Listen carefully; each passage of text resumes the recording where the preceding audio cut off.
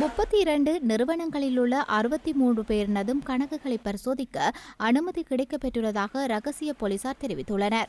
இதேவேளை லசந்த விக்ரமதுங்கவின் படுகொலை தொடர்பில் கைது செய்யப்பட்ட ராணுவ புலனாய்வு பிரிவு அதிகாரியை எதிர்வரும் 25ஆம் திகதி வரை விளக்கமறியலில் வைக்குமாறு கல்கிசை பிரதம நீதவான் உத்தரவிட்டுள்ளார். கடந்த 3ஆம் திகதி இந்த படுகொலை தொடர்பிலான வழக்கு விசாரணைக்கு எடுத்துக் கொள்ளப்பட்ட போது லசந்தவை படுகொலை செய்த நபரை அடையாளம் காட்டிய சாட்சியாளர் பக்கவாத நோயினால் பாதிக்கப்பட்டிருந்ததால் நீதிமன்றத்துக்கு முன்னிலையாகாமையினால் அன்று இடம்பெறவிருந்த அடையாள அணிவகுப்பு இன்று வரை ஒத்திவைக்கப்பட்டிருந்தது.